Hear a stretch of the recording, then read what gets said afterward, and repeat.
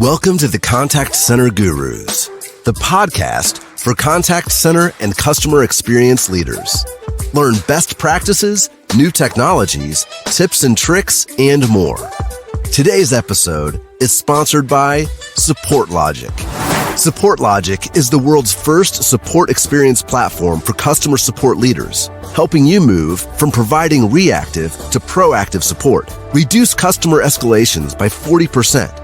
Reduce customer churn by 25%. Improve proactive outreach by 60% and more. Extract the voice of the customer in real time without surveys.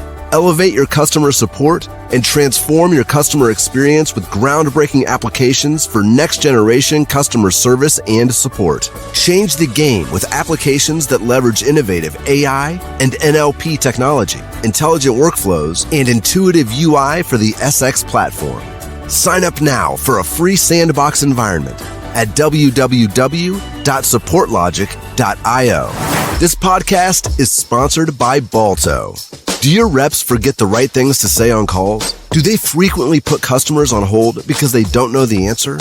Or maybe they forget to ask discovery questions that help qualify customers. With Balto, you can guide each rep through their conversations at the push of a button. Balto rides along your reps' screens, listens to both sides of the conversation, and shows them the best things to say live on the call. After just 14 weeks of using Balto, National General Insurance saw 16% higher conversions and 53-second lower handle times. Head over to balto.ai/guru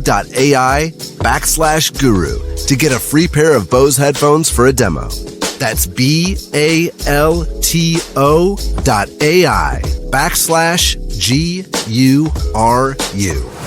This podcast is also sponsored by OzoneTel. Is a contact center part of your customer service strategy? OzoneTel's AI-assisted platform will help you deliver the best experience possible.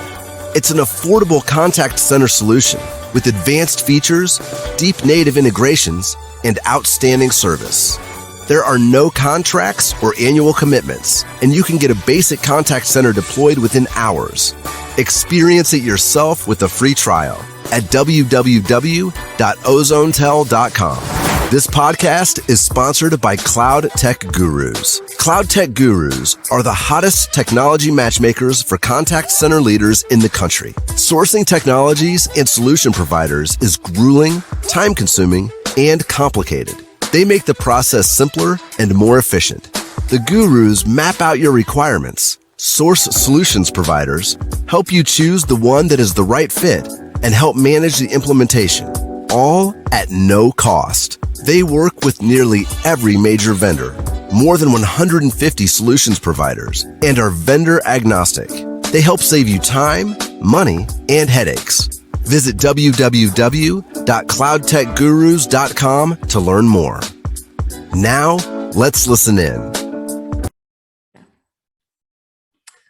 Here we are. Welcome back to the Contact Center Gurus. If you already forgot, I'm your host, Jessica Voss, and I have a dear friend that I've known for a long time. I don't even know, maybe 10 years. It seems like time is flying. Jim Triggs, the CEO of Money Management International. And I would love for you, Jim, to introduce yourself and let the audience know who you are. Sure. Thank you, Jess. Yeah, it's been at least 10 years, I guess, that we've known each other. I'm Jim Triggs. I'm the CEO of Money Management International. Money Management International is one of the largest nonprofit financial credit counseling organizations within the country. We help consumers with any consumer financial credit matter, whether it's credit card issues, housing issues. We're a national HUD intermediary, which means we do housing counseling for consumers struggling to pay their mortgage or who are looking to get a house. They need pre-purchase counseling, understand what they can afford. So pretty much the entire array of consumer financial products, we're here to help them. And most of our services are completely free of charge to the consumer. Yeah, I love that last part. I know we can all use some help, especially on the debt side. But how long have you been there? I'm actually about to celebrate 25 years in March, which just occurred to me the other day. But I haven't been CEO for 25 years. I've only been CEO since mid 2019. Our CEO of around 20 years announced his retirement and the board selected me as his replacement. And prior to being CEO, I ran all the operations for MMI, all the call centers, all the branch locations. And although we are a nonprofit, we at this current time, we're a pretty decent sized organization of about $40 million revenue, around 400 employees. Back when I met you, we were probably more like 1,600 employees because it was right in the middle of the credit and foreclosure crisis at the end of 2008, 2009, something like that. But I bring it up to ensure folks understand I'm not just a CEO coming on here talking about technology or these things. I used to run all the operations, so everything we have in place at MMI, I was a big part of. Oh yeah, especially being there 25 years. So what are you going to do on your 25th anniversary? Oh man, that's a good question. Since I just realized it was 25th anniversary, I guess I got to figure that out. It's not till March, like towards the end of March. So. Wow, that's awesome. I'll have time. Yeah, well, congrats on that. Thank you. So for everyone listening, so the topic we are going to be talking about today is around cultural and employee engagement. So we're going to be talking about, how to positively impact culture and enhance employee engagement in a virtual environment, especially because of, COVID and how that kind of kicked it off. So Jim, where would you like to start in this round? I guess just I can start talking about MMI's experience in how we ensure that we have the culture that we want to have and engage employees who are remote, or most of them remote, as a lot of folks are these days. Fortunately, MMI started remote work in the early 2000s. It was actually right after we got Interactive Intelligence. If you remember them, they sold to Genesis not too long ago. But it was right after we got the Interactive Intelligence telephone system, and that allowed us to operate what we call multi-site. So we were able to have multiple agents in one work group, very easily and seamlessly, no matter where they were in the country. So that helped us be able to have our call center folks within those work groups, have our branch counselors who worked at an actual branch location where they see consumers in person. They were able to log into the phones at that point and function as a call center employee when they weren't seeing consumers in person. And then obviously teleworkers. We opened up telework in the early 2000s as a test. We did it originally just to stop having to pay for after hours and graveyards and graveyard shifts and security and everything that went with that. It was rather expensive to run a call center and have just a couple people in it overnight because we were and still are a 24/7 operation. Back then I was running operations, and I was able to convince our leaders that we could save, I think it was, if I remember right, close to a couple $100,000 a year in all the ancillary expenses staying open from like 10 p.m. till 5 in the morning. Wow. Is that because of the different time zones, or how did you factor that? It was the savings came from, we had to hire our own security over after hours. We had to have at least I think we ran with 3 employees just to make sure we had coverage and that one person would be there by themselves. Had to pay all the after hours HVAC and such that goes in the call. So all of that added up came out to the roughly $200,000 a year, I believe. But your original reasoning to be 24/7 was because of time zones, or? Oh, I apologize. Okay. I think just being able to meet consumers whenever they want to meet us. Unfortunately, a lot of times consumers are up at night worrying about their debt. And they might be I would have never thought. I'm on the computer at 1 in the morning and Googling, I can't sleep. How do I pay off my credit card debt? Wow. And they see MMI is here and we're here to help, and we're 24/7. And believe it or not, we do get business overnight and still do. Fun fact, everyone. Fun fact. So they are available if you're up at 2 a.m. and you can't sleep. They're available. We're available. We're here to help. So that launched us into the teleworking world, and just the multi-site. No matter where you are, you're in one work group, and can handle different calls, and it's a seamless process. I know that certainly that all existed well before 2001, but a lot of times it was clunky and tough to manage. So then the credit crisis started. The foreclosure crisis into the 2000s, if you remember. Credit card debt was off the roof. Foreclosures were crazy. All the way through the 2000s at that point. So around 2005, 2006, we started embracing telework just because we were running out of space. It just became a necessity. And I think in 2007, before we had everything running with telework, we had people like in little desks in the mailroom. And I mean, we were just putting people where we could, because we grew from 400 or so employees to 1,600 employees by the end of by 2009. So we really embraced telework at that point. And that's when it really became a much more robust option for us. We had hundreds of counselors at home, hundreds of support counselors at home, and it really helped us meet the needs of the consumers, that the rising need of consumers over that time swiftly, without having to go and open up new call center space. So it was a huge, huge thing for us. But we quickly learned that it was difficult it was a challenge to keep folks engaged. To ensure that the culture that you wanted to have within your organization spilled over into the homes of the individuals that were home. So I'd like to say we have it all figured out. I think we've done a lot, and we'll talk about it. But that was kind of the challenge at hand, and we started even back then trying to figure it out and ensure we had a great, continue to have a great culture and had good engagement with our employees, even though they weren't all in one spot. Yeah, and you guys were kind of like the OGs of teleworkers, way back then. I knew there was, I remember some of the call center conferences I went to. I know there was some, even back then, that were moving to like full call center operations or full telework operations, which I was very impressed with back then. I thought it made a lot of sense. As you know, we don't typically manage call center staff by walking around behind them and watching what they're doing, right? Obviously, don't get me wrong, the in-person contact and being able to sit across from somebody, there's a lot to be said about that, and you lose something, with telework from that. But you're not managing your folks that way. We have the technology, the call recording, you name it. All of that is how you manage your call. How typically we all manage our call center folks anyway. So having them all in one building, all sitting facing screens, then you're paying these huge expenses for the building and everything that goes along with it. Never made a whole lot of sense to me once the technology was there where folks could work from wherever they wanted. Oh, for sure.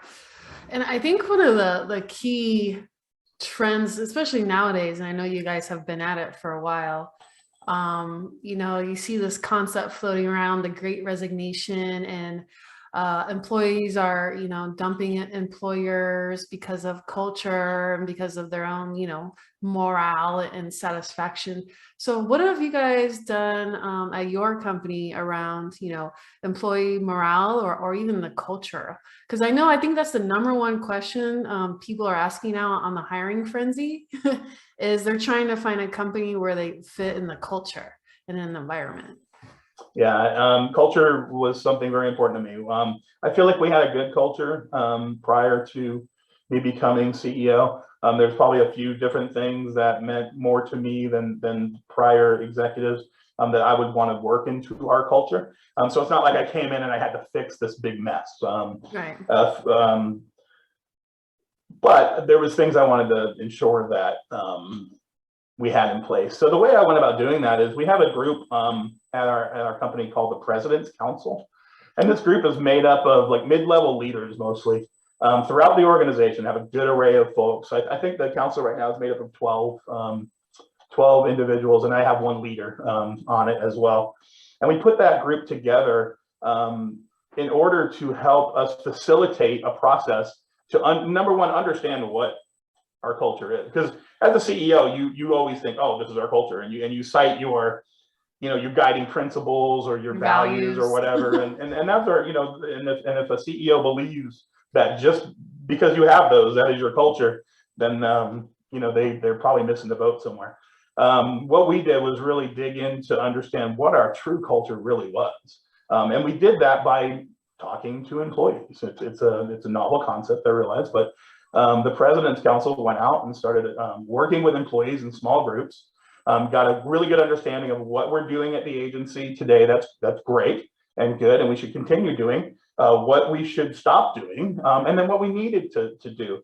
And through all of those different surveys and meetings and understanding what we call UGRs, unwritten ground rules, because we believe your UGRs, your unwritten ground rules within your organization, are really what your culture is defined by. And your unwritten ground rules are not in a manual anywhere. They're the things you learn when you start a job or you start working somewhere along the way. Like, for example, you start a new job and you go into your first meeting of executives or whatever level that you're at. Very often folks go into that meeting and they sit there and they're very quiet and they listen, and they're quiet and they listen because they don't understand the unwritten ground rules within this company's culture at meetings. Are you allowed to just speak? Are you allowed to discuss things freely? Are you allowed to challenge ideas that were presented? You don't know that until you're in that organization for a while, because when you started, it didn't give you, here's our meeting handbook, and this is what you're allowed to do or not to do. And this would seem weird, or this wouldn't seem weird. And you never want to, draw attention to yourself in that manner, especially when you're new. So you listen and you sit and you observe and you understand the company's unwritten ground rules at that point around meetings. So in that context, if an employee throws out an idea and it's immediately shot down by somebody in the meeting, then that new employee is probably going to understand your idea better be good, or it's going to be challenged immediately and shot down and not appreciated. Then that's an example of what an unwritten ground rule is. So our President's Council went out there and really worked with the teams all over the country, because we are located throughout the United States, to understand what our UGRs were and then how we could overcome them. And then they worked to try to overcome them. The most interesting thing to me about this whole process was that once we came out of all of these discussions, we really understood that we all kind of wanted the same things. The type of culture that we want to have at MMI is the same culture I want to have is the same culture my management team wanted to have, and their employees wanted to have, and our contact center level employees wanted to have, which was some really great insights into understanding the needs and the hierarchy of needs of employees. And we were really in tune with each other when we came out of that. So that's how we. Did you guys send out a survey or interview a small group? Both. What was the process? Yeah, we did surveys of the entire company, so we got feedback from everybody, and then we did group meetings of anybody who wanted to meet with us. That's awesome. And we split the President's Council up into small groups and small group meetings, and then they brought all that feedback back to the President's Council, and that helped us formulate what we did after that was formulate what we call key cultural attributes, KCAs. And we've embraced these KCAs throughout the organization. And the KCAs are kind of our roadmap for what we want to be as an agency and what kind of culture that we want to have. They're somewhat aspirational. They're not just one and done. Okay, this is us.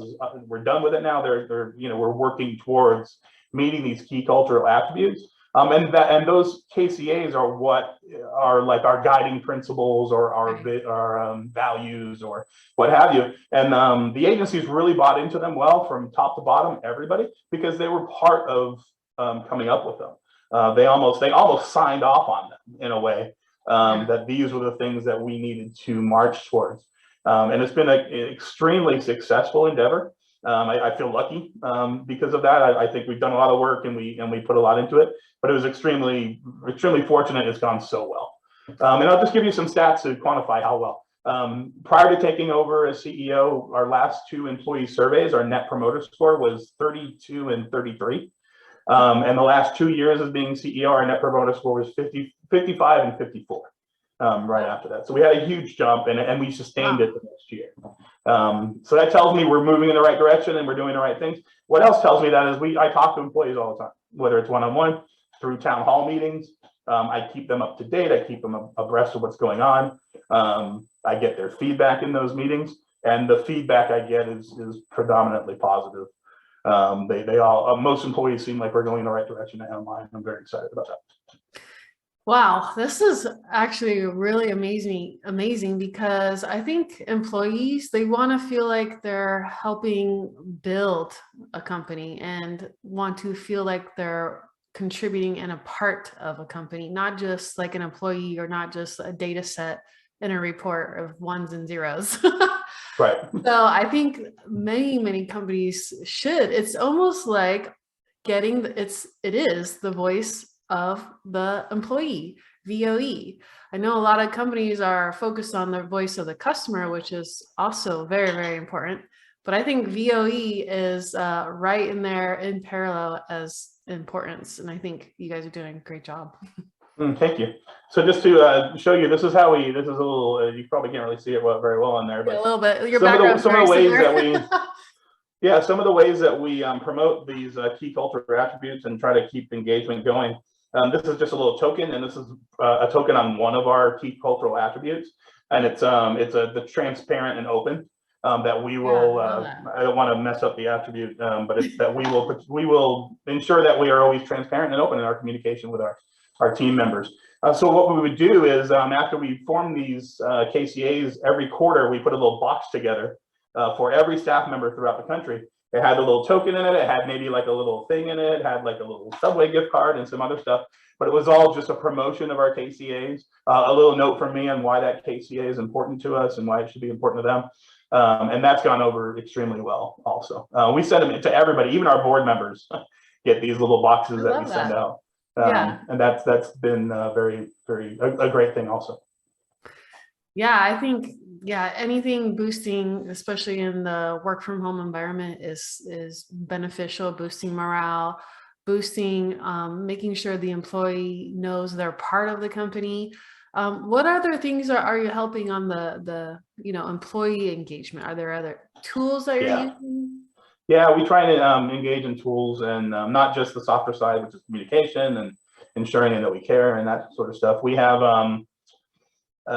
we use Yammer now as a tool to engage. We use it for company-wide announcement and information, and then we have multiple rooms that are created. That I call them rooms. I don't know if they're rooms, but one's for culture and engagement, one's for gamers who enjoy playing video games. There's another one for pets and like pets and stuff. There's there's a lot of, and then some individual departments have their own Yammer group as well, so they can communicate within to each other. We also invested in a gamification system a few years ago, and that those systems are interesting. They're not perfect by any means, but it definitely has helped with the engagement side. I walk by screens or I talk to counselors very often, and they're very engaged in how many their points and everything, their auctions and all that stuff that's going on within those. That's we have tickets to like all the major sporting events in several areas, and we use those tickets for incentives to our employees, and most of them are auctioned or won in our gamification systems, as well as other various gift cards and different prizes and such. But we also got the system we bought, you can actually compete individually against each other. So if you and I were counselors, I could tell you I'm going to do more counseling sessions than you today, and I'll put 1,000 points on it, and then we can have a friendly little competition. To see who does that. And they seem to, they're called duels. They seem to enjoy, some seem to enjoy that, some don't. You don't have to do it. It's completely up to you. So gamification has been helpful. What else have we invested in? So with gamification, do you have other employees that are not counselors maybe participate in some sort of gamification, or it's we don't. It's predominantly our operations staff that are within the gamification systems. Yeah. Okay. Cool. Most of the support teams like IT and accounting and such, we don't have gamification for them, unfortunately. Okay. Not a problem. But they participate in most everything else. Yeah, like all the employee engagement stuff. And